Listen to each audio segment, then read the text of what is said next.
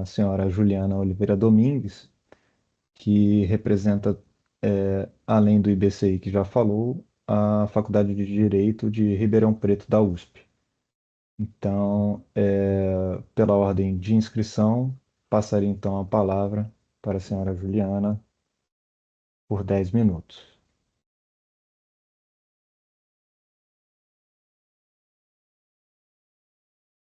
Agora sim, agora Agora sim. sim. Muito obrigada. Gostaria aqui de agradecer a oportunidade, parabenizar a ANP por essa organização. Faço isso em nome do Dr. Bruno Moura e da doutora Simone, estendendo aqui a todos que organizaram a consulta pública e a audiência pública. Bom, já fui apresentada, eu sou professora da Universidade de São Paulo, né, na área de regulação, concorrência, relações do consumo, e mais do que isso, né, coordenei esses trabalhos relacionados ao guia da Secretaria Nacional do Consumidor do Ministério da Justiça e Segurança Pública, à época que fui secretária nacional do Consumidor e presidente do Conselho Nacional de Defesa do Consumidor. E à época nós contamos com a participação de todas as agências reguladoras, incluindo aqui a ANP, e por isso me parece fundamental nesse debate destacar que nós precisamos ampliar essa discussão. Isso porque a caracterização de elevação abusiva de preço em um setor tão sensível quanto o de combustíveis não pode ser construída a partir de qualquer parâmetro que abra espaço para discricionariedade. Esse tema ele vai envolver um abastecimento nacional, vai envolver impactos na logística, custos de reposição. Já foi mencionado aqui que nós temos efeitos de choques de oferta e demanda, e mais do que isso, nós temos uma estrutura concorrencial que é diferente, nós temos mercados locais e regionais, então o debate ele é fundamental para não impactar a segurança jurídica, não só dos administrados, dos consumidores, mas especialmente dos revendedores, né, e a própria administração pública. Por isso, me parece fundamental, como já foi dito aqui por quem me antecedeu, que o Conselho Administrativo de Defesa Econômica, o CAD, esteja em conjunto com a ANP nessa análise de suposta abusividade. Por exemplo, esse filtro de 10% é um critério cujas evidências não estão claras e não faz parte da jurisprudência consolidada do CAD nesse mercado. Cabe destacar que a própria Lei 2.529 de 2011 estabelece que no mercado relevante, isso vai depender também da concorrência geográfica, se nós estamos falando de mercados regionais, né, nós temos que avaliar se a empresa tem 20% ou mais do mercado. Então, aqui foi mencionada a franja. A franja não entra em critérios de abusividade, porque se você não tem poder econômico e posição dominante no mercado, logo você não tem como cometer abusividade. A Constituição Federal é clara, que ela diz que a lei reprimirá o abuso, né, de poder econômico. Então, o primeiro passo é definir se a empresa tem poder econômico. Então, esse é um ponto fundamental. E também me preocupa o fato que o governo federal bloqueou 38 milhões de orçamento da ANP. Me parece que esses cortes tendem a limitar severamente a capacidade operacional da agência. Me compadeço, né, por conta dessa situação. Sei que é uma circunstância compartilhada das demais agências reguladoras, e aqui vocês têm em mim uma defensora das agências, mas isso vai prejudicar essa pretendida fiscalização. Então, a preocupação central não é negar a possibilidade de atuação estatal diante de práticas abusivas. Muito ao contrário, a atuação ela é legítima, ela é necessária, mas apenas e tão somente quando existir evidências consistentes de ilicitude. E no mercado, isso só pode existir quando tiver 20% ou mais de mercado relevante.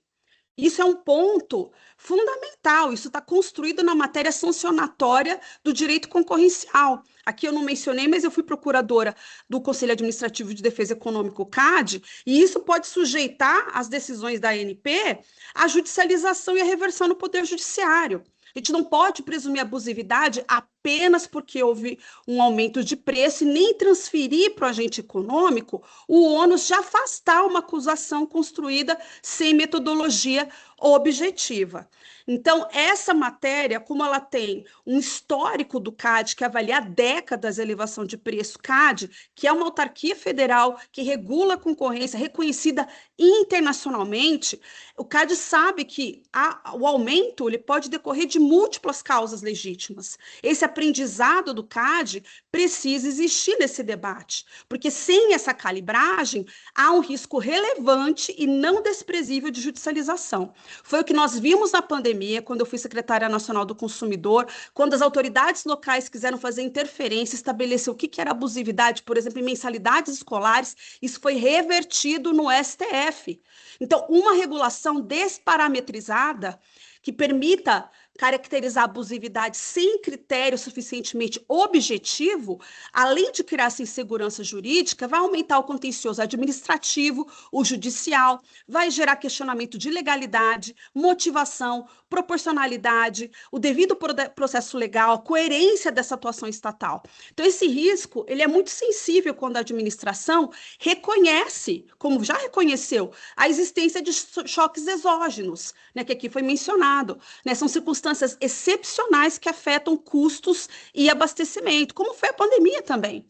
Né? Então, isso é muito importante porque é nesse ponto que dois aspectos jurídicos precisam ser considerados e já foram mencionados aqui, que é a lei da liberdade econômica, a potencial configuração de uma norma que pode ser considerada posteriormente como abuso de poder regulatório, manchando essa atividade técnica da ANP.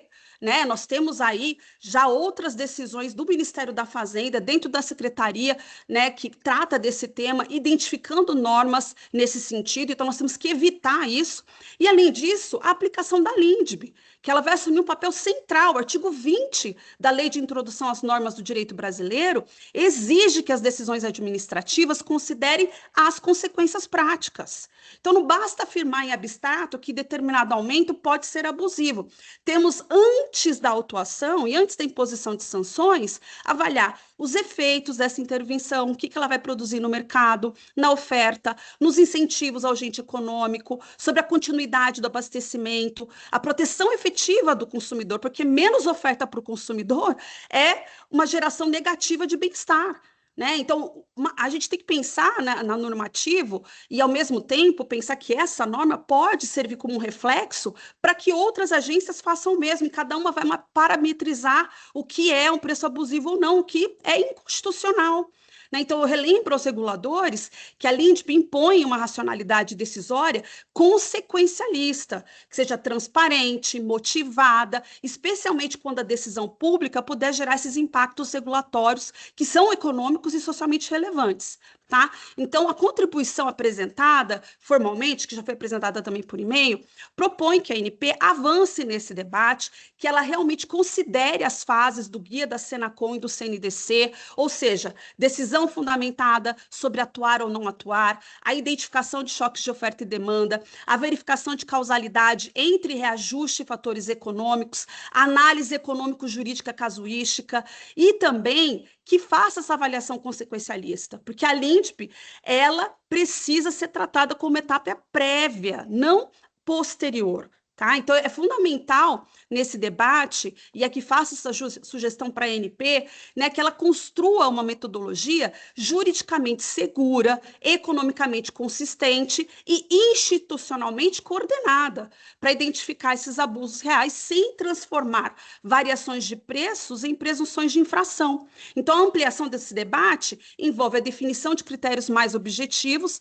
não só essa observação da LINDB, mas da Lei da Liberdade Econômica e, fundamentalmente, a cooperação com o CAD.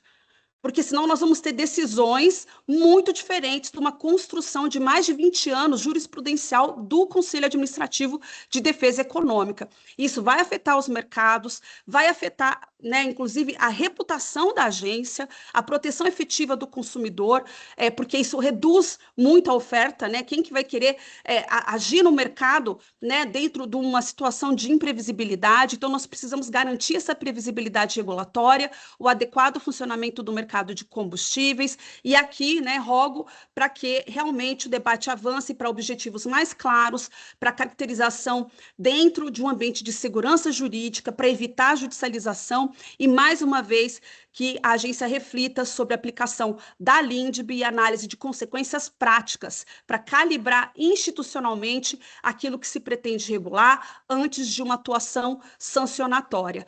Com isso, eu gostaria muito de agradecer a oportunidade, devolver a palavra ao Dr. Bruno Moura, parabenizá-los pelo debate público e dizer que meu grupo de pesquisa e o IBCI segue à disposição da ANP.